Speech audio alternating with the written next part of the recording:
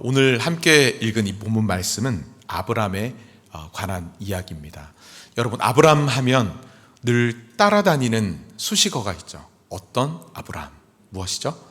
믿음의 조상. 맞습니다. 믿음의 조상 아브라함. 그렇습니다. 그렇다면 이 아브라함의 생애를 만약에 여러분 한마디로 표현을 해보십시오라고 한다면 여러분들은 어떻게 아브라함의 생애를 한마디로 표현해 보시겠습니까? 몇몇 표현이 있겠지만, 그렇죠? 저는 아브라함의 생애를 한마디로 이렇게 표현해 보고 싶습니다. 언약의 생애. 언약의 생애. 왜냐하면 창세기 11장에서 이 아브라함의 이름이 처음 등장하고 언급된 이후에 12장에서 하나님께서 아브라함을 부르시고 그와 언약을 맺으십니다. 내가 너로 큰 민족을 이루고 내게 복을 주어서 내 이름을 창대하게 하리라. 너는 복이 될지라 약속해 주시죠. 그리고 아브라함이 죽어 막벨라 굴에 장사되는 그 장사되는 25장까지 성경을 보면 하나님께서는 총 7회에 걸쳐서 7번에 걸쳐서 그의 삶에 크고 중요한 삶의 그 순간이 있을 때마다 언약을 반복해서 확인시켜 주십니다. 다시 말해서 아브라함의 삶은 하나님의 언약으로 시작하여서 그 언약이 이루어지기 전까지 그 언약을 확인하고 또 재확인하고 또 재확인하는 언약의 생애라고 할 수 있는 것이죠. 오늘 본문은 그 언약이 12장에서 주어진 그 언약이 네 번째로 확인되는 그런 장면입니다. 오늘 본문의 시작인 1절에는 현재 아브라함의 심리 상태, 그의 마음의 상태가 드러나는데 뭐라고 성경은 기록하고 있습니까? 1절에 하나님께서 아브라함에게 뭐라고 하시죠? 아브라함아, 두려워하지 말라라고 하십니다.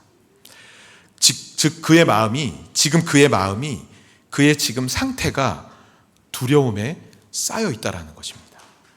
그런데 여러분, 이 사실 창세기 15장의 이 장면과 그리고 지금까지의 그의 삶을 12장부터 설명되는 그의 삶을 살펴보면 두려움과는 조금 거리가 멀어 보이는 것이 사실입니다. 아브라함은 하나님의 말씀에 순종하여서 담대하게 고향을 떠나죠.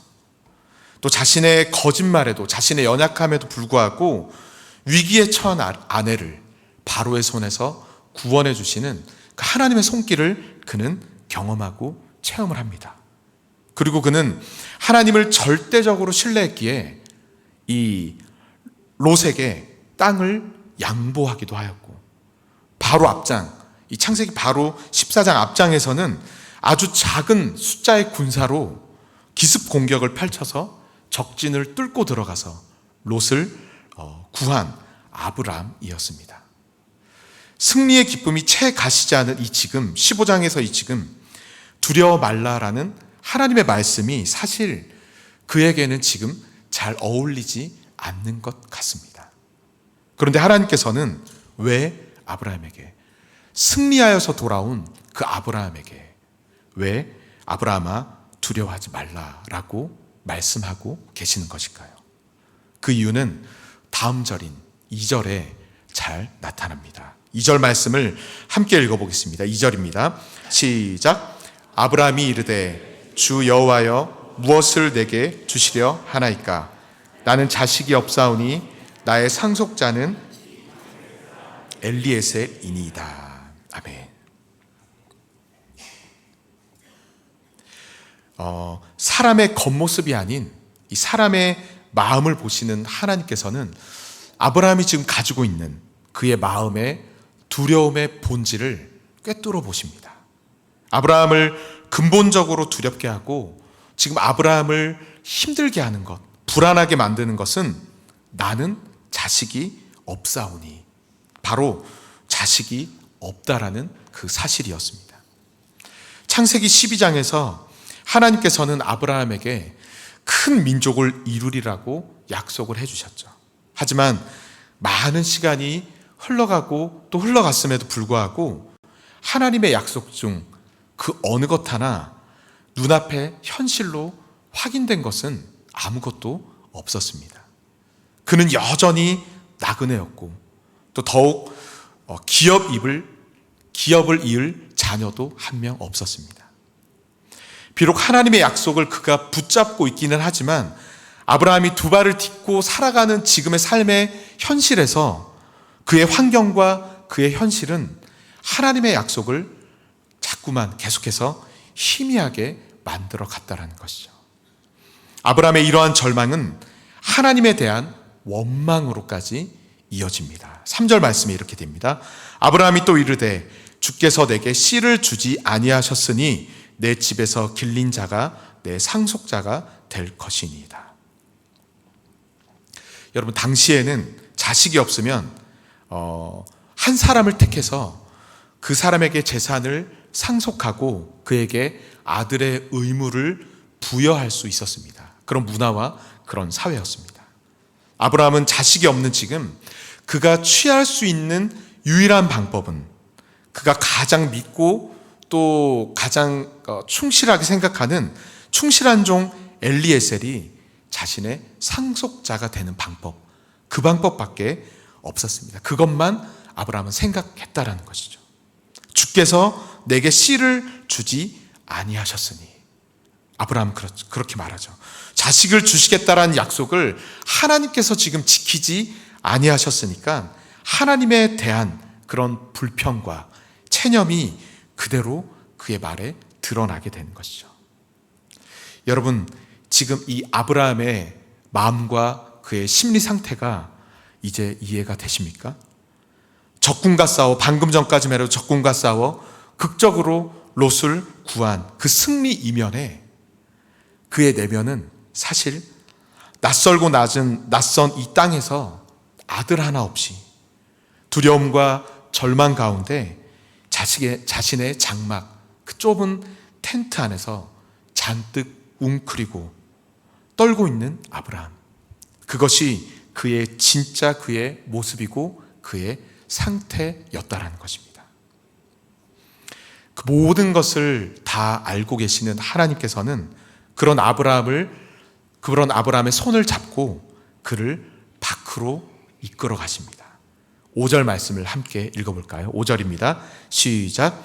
그를 이끌고 밖으로 나가 이르시되 하늘을 우러러 무뼈를 셀 수 있나 보라. 또 그에게 이르시되 내 자손이 이와 같으리라. 아멘. 아브라함의 손을 잡고 텐트 밖으로, 장막 밖으로 이끌어 나가신 하나님께서는 눈을 들어 밤하늘의 별들을 보게 하십니다. 그리고 말씀하시죠.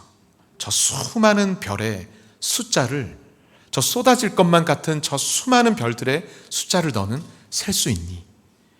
내 자손이 이와 같을 것이다. 이전에 너에게 한 약속 다 이루어 줄 것이다.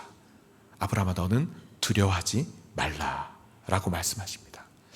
여러분, 이 장면을 그냥 눈으로 읽어나가는 문자로만 읽지 마시고 내가 지금 아브라함이 되어 한번 상상해 보면 좋겠습니다. 얼마나 가슴 뛰고 얼마나 가슴 벅찬 그런 장면이지 않습니까? 방금 전까지만 해도 좁고 어두컴컴했었던 텐트 안에서 답답함과 두려움으로 잔뜩 웅크리고 있었던 아브라함이었죠. 그런 그가 텐트에서 나와 강활한 대지 위에 서서 상쾌한 공기를 호흡하면서 고개를 들었을 때 그의 눈앞에 펼쳐진 것은 무엇이었습니까? 밤하늘에 수만 개의 별들이었습니다. 여러분들은 오늘 본문과 같이 이 밤하늘에 반짝이는 수많은 별들을 보면서 와, 감탄한 적이 혹시 있으십니까? 저는 오늘 말씀을 준비하면서 어렸을 적 한 장면이 떠올랐습니다. 제가 어렸을 때 저희 아버지께서는 가족들, 어머니와 누나와 저를 데리고 참 많이 다녔습니다. 이 목회를 하셨기에 늘 바쁘셨지만 기회가 있을 때마다 텐트를 가지고 뭐 바다로 가고 또 산으로 또 자연으로 많이 데리고 가셨습니다. 아마 우리나라에 포자가 붙은 해수욕장 거의 다 가본 것 같습니다. 월포, 칠포, 경포, 다대포 거의 다 가본 것 같습니다. 그 중에서 가장 자주 가는 곳 중에 하나가, 제가 그 당시에 대구에 살았기 때문에 대구의 팔공산을 자주 갔었습니다. 기억하는 그날도 무거운 텐트를 들고, 여러분 20년 30년 전에 텐트는 지금처럼 가볍고 쉽게 펼 수 있고 접을 수 있는 텐트가 아니었죠. 아마 그때 폴대가 강철로 만들어졌는지 어마어마하게 무겁고 치기도 힘들고 접기도 힘든 그런 텐트였죠. 그런데 그 텐트를 메고 팔공산에 올라가서 이 텐트 안에서 밤늦게까지 막 놀았죠. 신나게 게임을 하고, 고백 점프는 뭐 당연하고, 내 발바닥, 개 발바닥, 네 발바닥, 무슨 발바닥, 그런 게임들을 밤늦게까지 막 하면서 시간을 보내는데, 그날 아버지께서 밖에 나와보라고 하십니다. 밖에 나와보라고. 그리고 저 하늘을 보라라고, 팔공산 하늘을 가리키면서 말씀하십니다. 정확한 때와 날짜는 기억이 나지 않지만 그때 봤던 밤하늘, 지금도 생생히 기억합니다. 까만 하늘에 정말 무수히 많은 쏟아질 것만 같은 그 별들, 지금까지 봤던 별들 중 가장 많았던 그 밤에 그 하늘을, 그 별들을 전 아직도 기억을 합니다. 가슴이 마치 뻥 뚫리는 것과 같고, 또 아름답고 웅장한 자연 앞에서 압도되는 것만 같은 그런 느낌 말입니다. 우와 하고 있는데 또 아버지께서 다 같이 찬양하자라고 말씀하십니다. 주 하나님 지으신 모든 세계, 내 마음속에 그리워볼 때. 우리가 자연에 갈 때, 멋진 자연을 보면 아버지께서 늘 이 찬양을 같이 부르자고 하시거든요. 근데 다른 날은 누나랑 에이 또 아버지 또 저러신다 하면서 대충 그냥 찬양을 불렀는데, 그날 밤은 그 하늘을 보며 그 쏟아질 것만 같은 별을 보면서 후렴 부분에 주님의 높고 위대하심이 내 영혼이, 위대하심을 내 영혼이 찬양하네, 그 찬양을 부르면서 제 가슴이 크게 울리는 경험을 했던 기억이 납니다.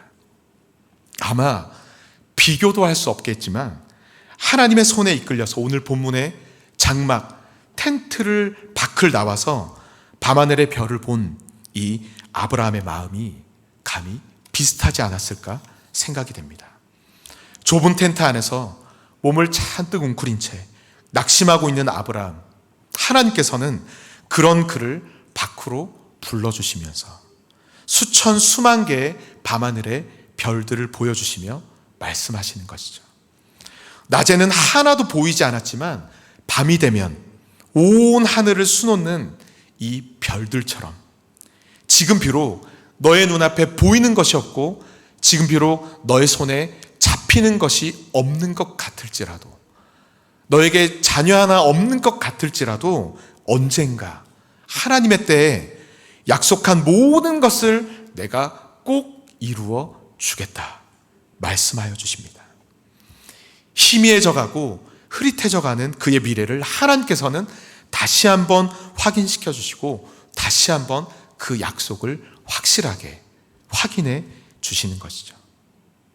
아브라함은 하나님의 그 말씀, 보여주시는 별들을 바라보면서 그동안 자신을 얽매였던 상황과 환경이라는 굴레를 깨고 압도될 수밖에 없는 자연의 웅장함 앞에서 그 자연을 지으신, 온 천지 만물을 창조하시고 주관하시며 운행하시는 창조주 하나님을, 전능하신 하나님을, 크고 위대하신 하나님을 아브라함은 다시 그 하나님을 보게 됩니다. 우리나라에 복음을 들고 이 땅에 온 언더우드 선교사 이야기 다들 아실 것입니다. 그는 조선 땅에 입국하여 선교를 위해 힘쓰고 애썼지만 희망이라고는 전혀 보이지 않는 암담한 현실 앞에서 그는 보이지 않는 조선의 마음이라는 시를 썼습니다. 첫 시작이 이렇죠. 주여, 지금은 아무것도 보이지 않습니다. 조선의 마음이 보이질 않습니다. 그리고 저희가 해야 할 일이 전혀 보이지 않습니다. 하지만 그의 시의 마지막은 이렇게 끝나죠. 그러나 주님 순종하겠습니다. 주여, 오직 제 믿음을 붙잡아 주옵소서. 아무것도 보이지 않고 아무것도 잡히지 않는 절망의 현실 속에서도 하나님께서 자신에게 주셨던 그 말씀과 자신을 이 낯선 땅으로 불러주셨던 그 하나님의 뜻을 믿고 신뢰하며 순종을 결심한 그 한 사람의 선교사 한 사람을 통해서 어떤 일이 일어납니까? 100여 년이 지난 지금 이 땅에는 1000만 명이 넘는 그리스도인들, 하나님의 사람들이 세워지게 된 것입니다. 현실이나 상황과 전혀 맞지 않는 하나님의 말씀이었지만 오늘 본문에서 아브라함은 하나님의 말씀을 믿었습니다. 6절 말씀을 함께 읽겠습니다. 6절입니다. 시작. 아브라함이 여호와를 믿으니 여호와께서 그의 의로 여기시고. 아멘. 하나님은 그런 그를 어떻게 여기셨습니까? 의롭다라고 말씀하십니다. 그를 의로 여기셨습니다. 성경의 핵심 주제인 믿음으로 말미암아 의롭다함을 받는다라는 이신칭의, 그 이신칭의의 시작은 바로 오늘 본문의 창세기 15장 6절에서부터 시작하는 것입니다. 그리고 성경 전체를 이신칭의가 꿰뚫고 나아갑니다. 여러분, 아브라함은 완벽하지 않습니다. 부족하고 연약했던 아브라함이었지만 그러나 그는 하나님의 말씀, 하나님의 약속을 붙잡고 믿었습니다.